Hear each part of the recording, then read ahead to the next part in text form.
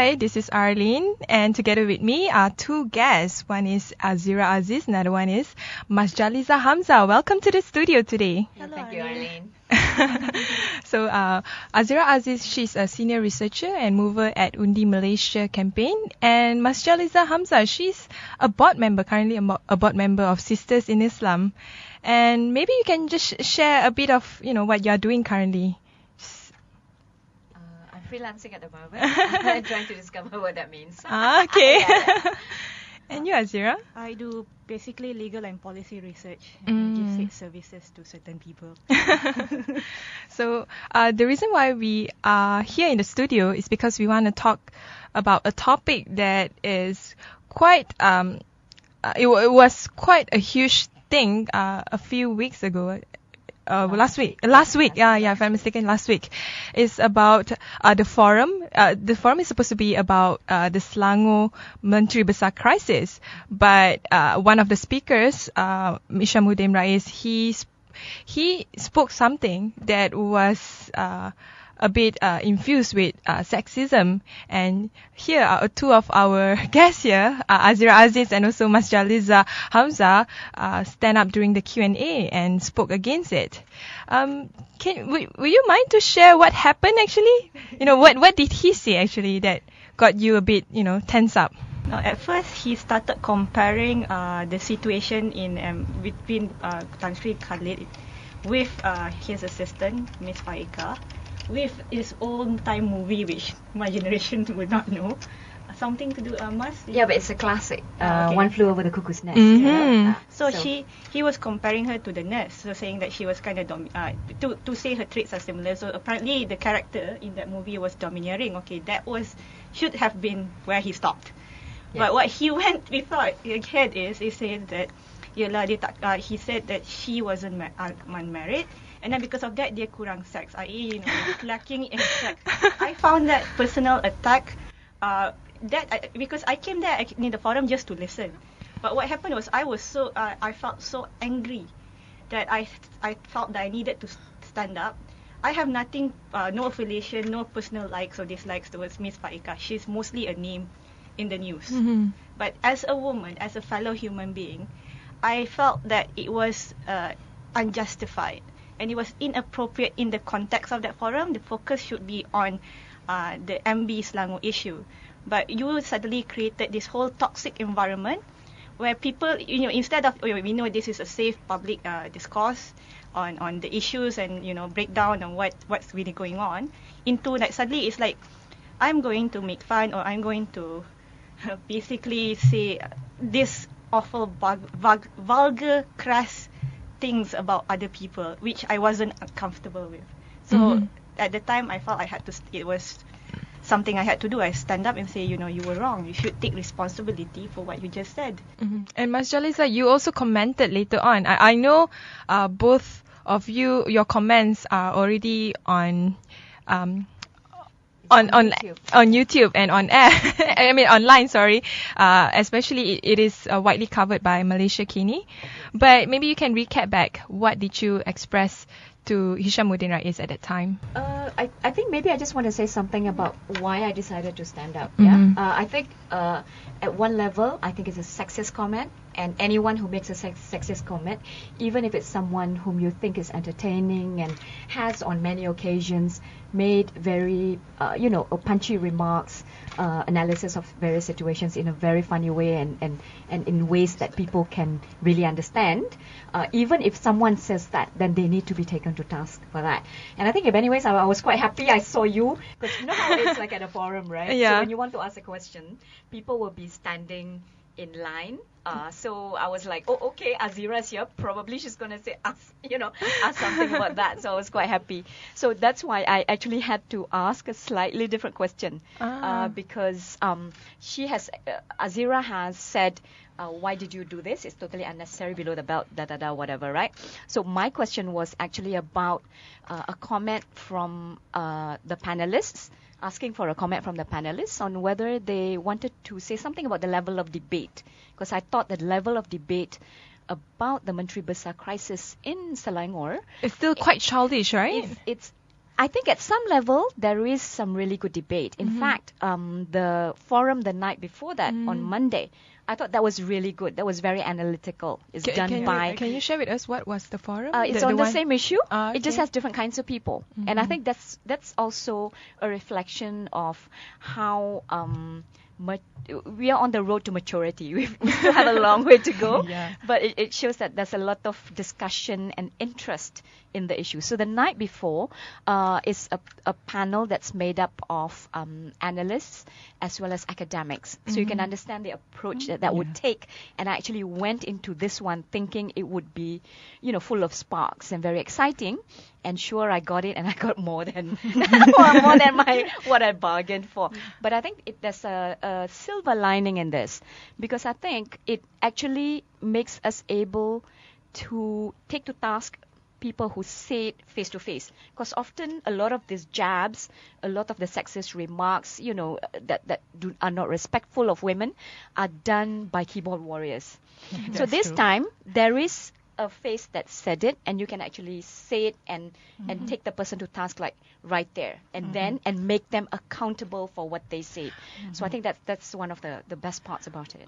But Hishamuddin Rais, I'm not defending him, but he's a sensationalist. I mean, I suppose he's there to get the crowd in, to sort of stir their emotion. I thought Rafizi was the one. People see Rafizi. The lineup is that. I think Isham, yes, is going to spice up any situation that he's thrown into. But I think, like what Azira said, it's totally unnecessary. It's unbecoming of someone in a forum to say something like that. Though I have to say I'm a huge fan of his. It's just that it's one of those things that he said that was not right, and let's just address that at that moment in time and make him answer for what he said in public. Another reason why I stood up is because I felt that this kind of sexist behavior in our discourse in all levels of society has been going on for far too long. It's internalized for women to just say, oh, it's been going on and you're just having fun. Well, just ignore them. You just walk away. Don't fight back. Don't stand up. And I felt that this is very damaging towards women, especially women in politics. Because as you can see, it's not just about Faika. It was Diana Sofia. Before that, it was Elizabeth Wong. And it was various other women. They will always attack you not on your ability or capability of carrying issues or capability of carrying yourself in the office that you're supposed to be in, but they attack you for your personal life. They attack you for your hair. They attack you for your clothes. They attack you for your body. For your existence. Mere existence. Yeah. I think I have to bring in this political masculinity that you wanted to bring me to speak on today. It's because it's like this assumption that all this space is actually by default a man-centered space, and then because you are encroaching this man-centered space, then you deserve whatever you got because you did not either cover up, you did not comply with whatever they feel is your standards of what constitutes a good woman that does not deserve any ill treatment.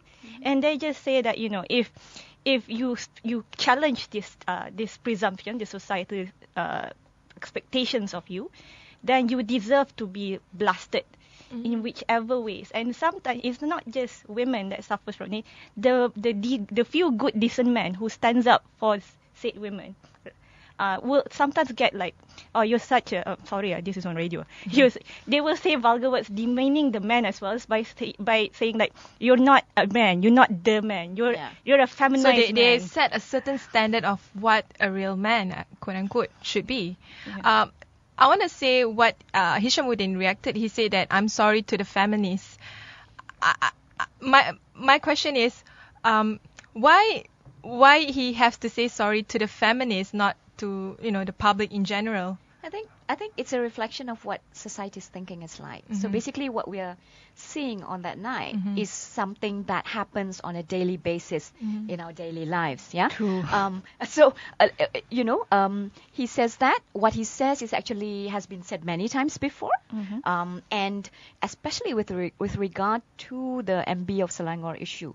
It's been said many times of, say, one Aziza, for example, the candidate. People said, this is a woman. I mean, one of the main reasons that PAS is not supporting her candidacy is because it's a her. right? So that's one. Two, people who are attacking others who are seen as pro one Aziza being the MB are also being attacked as Meroyan. What does that mean? Meroyan means someone who has given birth and therefore, Having psychological problems. yes, postnatal depression. So you're not in many ways aware of what you say, and because you're not in control, quote unquote, of what you say. So you're a bit crazy after giving birth. And I think these are the ways with which what women say are often discredited. That what you say cannot be analyzed on the merit of the situation and the substance of it. Rather, I have to discount what you say because you're a woman. I can say you Maroyan, or I can say you must be having your period. PMS lah, So I think these are the ways that men do it. I think it's not just women, I have to stress this, it's not just women who should be responsible for ensuring that respect is across the board, not just for men, not just for children, but also for women. And it shouldn't just be women or feminists, quote unquote, that stand up and demand this. And I think that night it was quite interesting because there were someone was sitting behind me in the audience, and he actually said, I don't think that's right. So I was sitting in the back there and sort of trying to say. You mean the comment of Hisham? Yes, the comment by Hisham Rais. So I said, that it's something that he should not be saying, or this is totally inappropriate, below the belt, crass, vulgar, etc. So all these things totally not relevant to what his critique is of Faika as quote unquote the gatekeeper of power, who controls access to the MB, if that is his analysis of the situation. More men need to speak up. I hope the next time someone in a public forum says this, I hope it's not a woman who then take him to task. I hope it's a man. Next time I'm going to sit back and watch what people say, because I think it's so easy to demonize Hisham Rais, right? Yeah. But I think the culpability of it is that everyone then needs to stand up and say, enough is enough. We do not want to put up with this kind of shit anymore. What was the mood of the audience after both of you stand up and actually, I had make the comment? Some women, in various ages, just come up to me and say, thank you for saying that. I was so touched. I was like, oh, really? So, because in the end, and then there are some who are just uncomfortable with the fact that I stood up and spoke about it, even though they thought, because, like I said, you're challenging mental conditioning. You're challenging a pre-existing concept or idea that, you just don't speak up about this thing. You ignore it because you're a woman. It's something you put up with every day. And I agree with Mas by saying that actually we do need men to stand up and say this is wrong as well. Because we don't need them, but I think it's their responsibility to stand up. Yeah, but I think it has to be. For me, I think it should be both ways, because when it comes to issues of sexism, they are also sometimes it affects men negatively because they're perceived they have to be strong, they have to be masculine, they cannot express their any sort of hurt of loss. So you have a lot of suppressed emotions, right? Yeah. And they act up in the weirdest manners. So if they are, it's okay to feel vulnerable because we all feel it. I mean, I think we should change the mindset into we're all human beings. We have the same spectrum of emotions. Yes. We have the same vulnerabilities. It's okay to be yourself. And when you see something wrong that you feel that, I'm pretty sure that everyone has family members that they would not like to see to be treated the same way. You don't like your own mom being treated the same way. Why would you call any other woman perempuan kurang sex? And I think another thing that's quite interesting is that the issue is being discussed not just at the forum. I've had people respond to me on Facebook. Like that one. Yeah, I went home. I was really unhappy about the situation. I said, okay, I want to express it. So I put something on my Facebook post, and a lot of people liked it, and it also started a discussion going. But also, I think a lot of people sort of have this idea that just because it's Hishamuddin Rais, you can't take him to task for it. I understand, and even in these discussions, not just on my Facebook feed, but on others as well, in some other person's posts, I find that I always have to also contextualize and say, let's not make Hishamuddin Rais the issue. The issue, It's the behavior. yeah, it's the behavior. It's a larger society's culpability as well that is at stake. And it's not just a one-person behavior. I Yes, think it is correct. something that is very Endemic, isn't it? Yeah, endemic, and it has been normalized to the extent that we accept this is the reality. Women in politics will always be, the second class candidate or whatever you call it. Yeah, I guess politics is just another sphere in society, right? Mm-hmm. If women are second class in other areas, what more in a sphere where there's a lot of power involved, there's a lot of authority. So therefore, if women are in that space as well, and if they challenge authority or they challenge men who have been doing it a particular way, therefore, all these issues will come up, and all the critiques of I wouldn't call them critics, or all the criticism, that's criticism really, of them would come up. I think let's not forget that in Parliament, we've had MPs say sexist words about, Siling bocor, siling bocor, you pun bocor. one. Yeah. So the kind of seriousness that is not there even in that august house, what more out there in the streets and even in a forum, So I think these are the challenges that as a society we are facing. I'm just wondering, why men in politics, they are not usually being held accountable for any sexist remarks. I mean, by society or even by the law. Because they can get away with it without any repercussions whatsoever. For example, YB Sami Value, he said the same similar, and YB Bung Mukhtar, they said some pretty nasty things, and they still get re-elected. So in the end, we have to question ourselves. Why are we re-elected? If we disagree with their mindset or their stereotypes or whatever they have said, why are we re-electing the same people that we say is wrong? Then the fool is on us, right? I think it's yes, some of the responsibility is on us, but also I think there are systems that need to be in place that would actually recognize that something that is said like this is wrong. It's unprofessional. It is not respectful of women. It is not respectful of half of society. So there needs to be some sanctions that a system puts in place to recognize that and make them somehow accountable for that. And I think punishment is the easiest.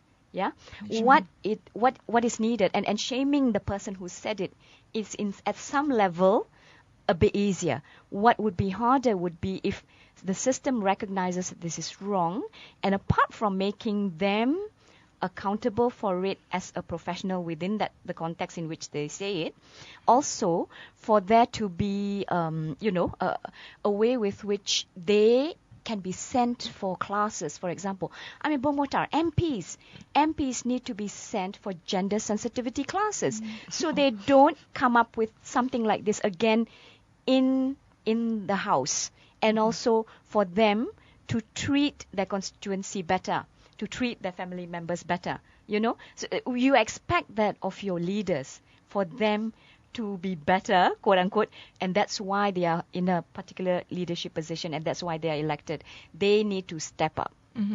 We'll take a short break, and when we return back, I'm sure both of you have a lot to say about women in politics, and also there's the masculinity of politics in Malaysia. The voice of sharing. Durian ASEAN.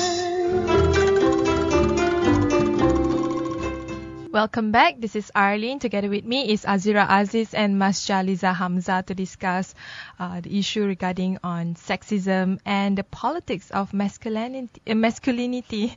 I always pronounce it badly. So now I want to focus on the politics in Malaysia. For a woman to excel in politics is not easy. There's only a very few handful of women that actually able to do so, and they have to portray this very saintly personality and image to the public in order for them to gain support and to be trusted for their ability to take the responsibility as a politician. And in fact, I want to highlight what is happening right now currently with the Selangor fiasco, I would say, regarding on Wan Aziza's supposedly appointment as the Menteri Besar by PKR, and she has received a lot of backlash, and one of it coming from a lawyer from UMNO, of course from PAS as well, but the lawyer from UMNO quoted this: she cannot be the Menteri Besar of Selangor. This is because a woman Menteri Besar suffer from uzur syari'i, or they call it period. There will be many obstacles for her to accompany the Sultan at religious function.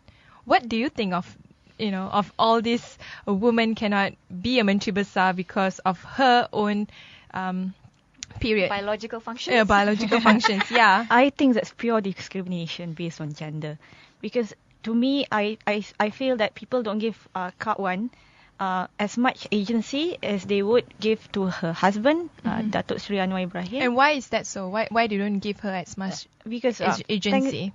People assume that just because her identity actually defined as being Datuk Sri Anwar Ibrahim's wife, but they don't give her enough credit that she actually ran the party. She founded and ran the party while Anwar Ibrahim was in jail. And it's not easy, because as a former lawyer, I understand that you don't get access to inmates as easily, even though you're a family member. A lot more in back then, during the Reformasi days, early Reformasi days, that it was a politically charged issue. So I don't think that she would have as much access or freedom to speak in private with Datuk Sri Anwar Ibrahim back then. So I think people really don't give enough credit that she is the one somehow managing to keep her whole family afloat, the political party that her husband worked for afloat, and to run it until he was discharged. He was acquitted. I can't remember later on.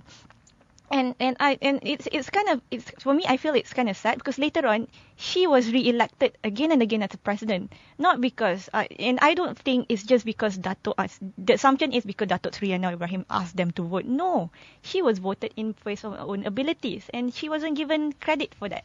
And again, I would like to also highlight, like I see that she in this particular issue, like the recent issue, right?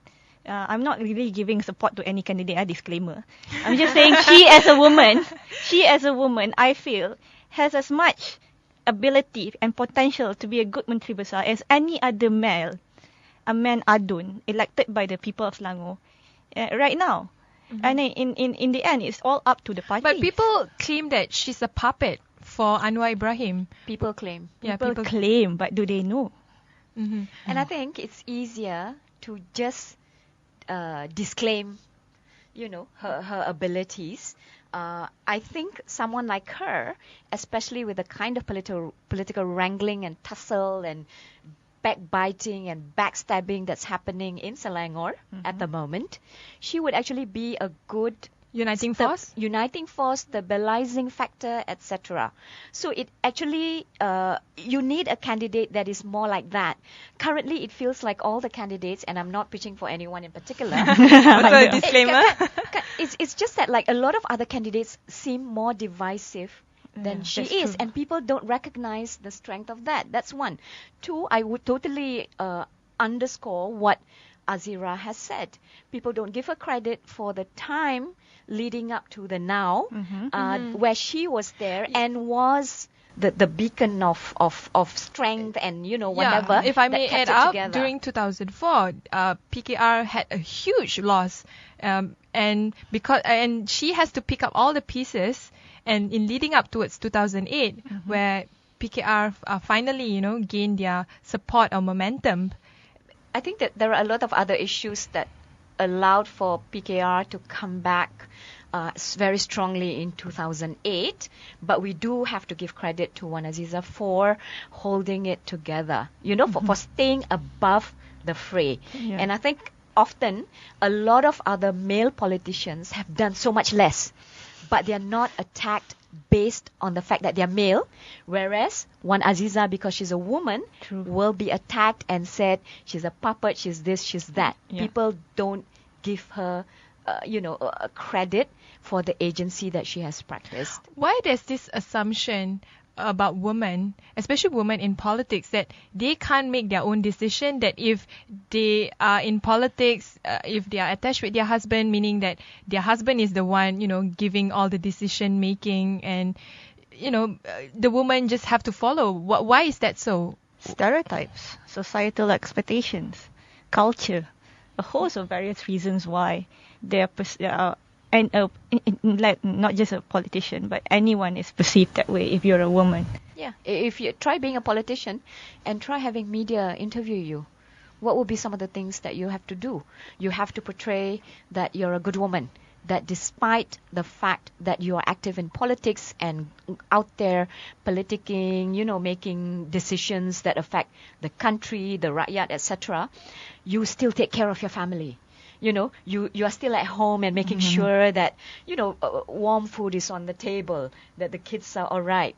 So these are the ways that in which women have had to show that despite being in politics, which is actually seen as like a dirty arena, we are still good women. And I think that, this is definitely something that is not demanded of any male politician. No one asks them, what does your wife think about you being in politics, running? That's hardly ever asked. Yeah. The woman is the first thing that's being asked. Maybe that gets asked, but much later down the line, after a whole list of questions. But in Malaysia, as we all know, is a Muslim majority country. And do you think religion play a huge role in terms of how women, what is the woman's role in public? Actually, yes, very much so. You have addressed a certain manner. You have to support certain policies. You have to not support certain policies. If you say certain things, it's political suicide. If you don't say certain things, it's a negative on you because you're a woman. Like Muslim woman, for example, Rara, I think two candidates from the AP. Rara and Diana Sofia. They will ask them about hudud law, and if she says I oppose hudud law based on so and so findings that it doesn't work in other countries, it's political suicide. If she says if she supports it, even though she disagrees with it, either way it's a no-win situation lah. For in regards to religion, because you're not supposed to rock the boat. You don't challenge traditional rules. So that's why, like Kak Mas said, in the end of the day, you're a good woman because you go home to your family and you make warm dinner and you fulfill your traditional roles of society. Never mind any deviancy from that, they'll go like, they stop. They'll always hound you for the length of your skirt or the amount of skin you cover. You have no privacy. If you're at home, they're lying down, like even in your, it's a personal space. If someone takes a photo of you, that's your career gone. Oh, yeah. Something you have to defend and fight. Yeah. I just want to say, we've got Pakistan, which is another country. We've got, a president of that country who is a woman, who was a woman. So I think religion is one of the factors. And if you look at the candidacy, even in Indonesia we have Megawati. Yes, Megawati. Yes. In the US, for example, the attacks that were made against Hillary Clinton. Yeah. That's a quote-unquote fairly secular at many levels society, if not country. You still have that happening, and people calling Hillary a bitch, someone with balls. Okay. So all these things are actually being leveled at women who also play hardball in politics, because you don't subscribe to this good woman kind of label that people are trying to tampal on your forehead. Like I am a good woman.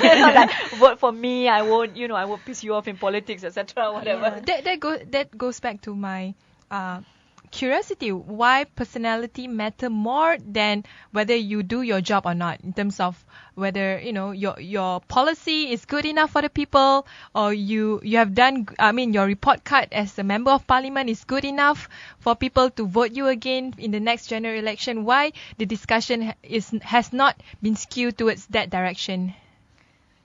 I think the thing about politics is that personality is definitely one of the flavors of politics. It is hard to discuss about someone's political career and people not saying, oh, that person's got charisma, that person's got pull. So personality does play a part in terms of getting people to support you, or to be, to help you run a campaign, etc. So it's not personality per se, I think, that is a problem. It is sexism that is a problem. It is different standards that are being applied to women politicians as opposed to male politicians. That's for me. That for me is the crux of the matter. Oh, I see. So, what about when it comes to the system itself, the system that we are in? Of course, the title of today's topic is the politics of masculinity. But is there any space for women in politics in Malaysia that is safe enough for them to be themselves and at the same time do what they need to do as a politician? Oh, heavens no. I think one way with which political parties can encourage more women to take up positions is for them to have, people talk about quotas in politics. That's one Do you approach. agree with that? Having quotas? I think in the short term, yes, you do need quotas. Otherwise, who would be serious about putting a winnable candidate at that, in a seat?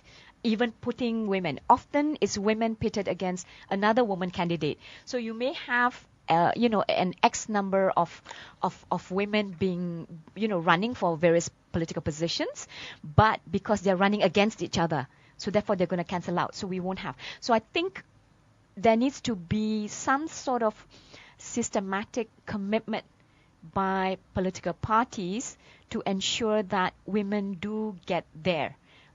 This is unfortunately one of the things that can be done to ensure that in the short term until it gets more normalized, right? Because what it is, we are not used to it. I mean, it's a bit like this, women in media. We are not used to, if the more we are used to women asking tough questions of politicians and being seen in public doing that, the more young women, girls grow up thinking, hey, I can also be an astronaut.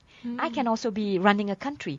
What about being a president? What about being a prime minister? Why not?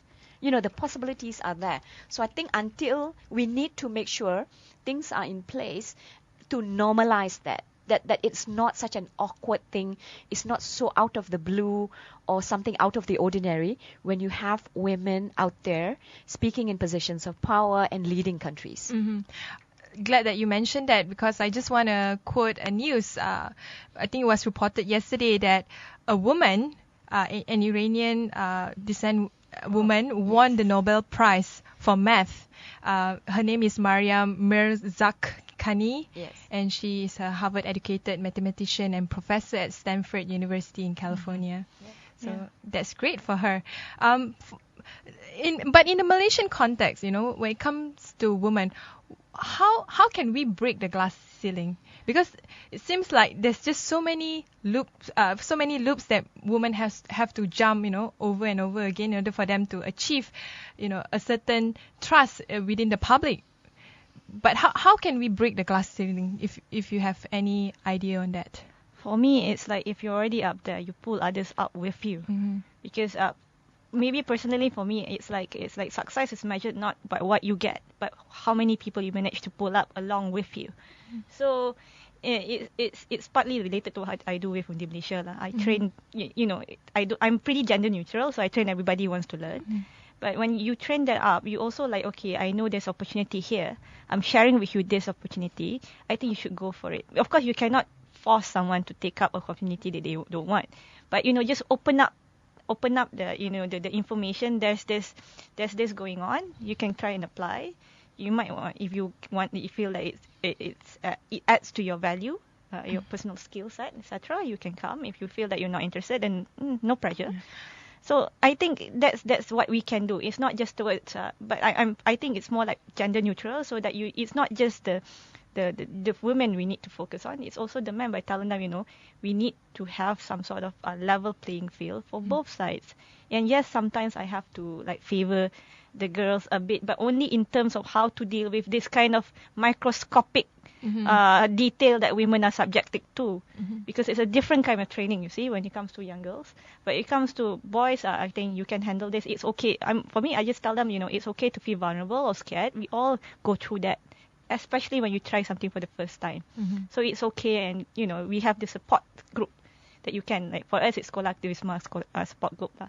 So that's what we can do to break the glass ceiling. When you normalize, you may not see it now, but 10, 20 years in the future, when these boys are the bosses, or these girls are the bosses, they will do the same, because you perpetuate that culture. For me, before I let Masjaliza answer, I personally feel that I agree with you about the quota system, because I think that if in the corporate arena they impose a 30% quota for women in top management position, I think in politics also they should impose some sort of quota, like 30% or more, for women to hold important decision-making position. I think what Azira mentioned earlier is actually talking about changing the environment, right? And recognizing that it's not an equal playing field. That's why you have to focus on women, to give them that little bit of edge, because it is much needed. Because when they enter into this arena, it is going to be doubly hard for them at various levels, at the personal level, from the family, from society, talking, etc. From people who are out to deter them just based on their gender. So I think building that environment that respects women, that helps equalize the situation out there, to enable more women to step up and take up leadership positions, is very important. I think another thing I think that is equally important is like when women are out there, it's when we talk about the 30% quota, that should be the minimum, because half of society is women. So that is like one glass ceiling that needs to be broken. So the roles played by both men and women to ensure the environment engenders a more level playing field for everyone, anyone, whether it's gender, whether it's class, to participate in and have meaningful, meaningful participation and representation. So I think, I think for me, maybe people say radical ka, whatever ka, I don't care. If it's a glass ceiling, if I think I can do it, yes, I will take a stone and throw it at the glass ceiling, if that's what needs to be done. Otherwise, who will fight the battle for us if we also don't do it and show that this needs to be fought, Anyway, thank you very much, Azira, Aziz, and thank you very much, Masjaliza. That's the end of the show, but I'm sure we can have more discussion after this. Okay. I think the discussion on feminism and the rights of women, and also in terms of breaking the glass ceiling, is never ending and should be continuously being discussed by both men and women. Thank you. Thank you.